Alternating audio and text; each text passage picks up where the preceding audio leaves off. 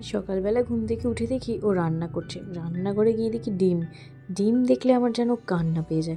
তারপরে একটাই লজেন্স ছিল, আর ঠিক আমরা এইভাবে ভাগাভাগি করে খেয়েছিলাম।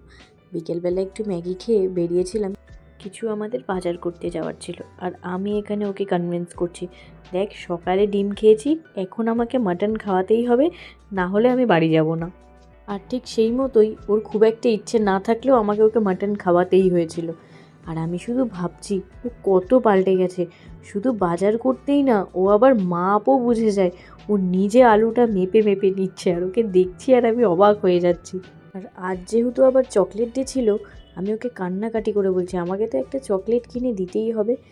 এরপর আমাদের আরও কিছু টুকটাক বাজার করার ছিল, সেগুলো কিনে আমরা গেছিলাম একটা ওষুধের দোকানে। আর সেখানে সব কিছুর ওপর 50% ডিসকাউন্ট ছিল। সেখান থেকে দুটো ক্রিম কিনে বাড়ি এসে আবার রান্না করে আমরা খেয়েছিলাম।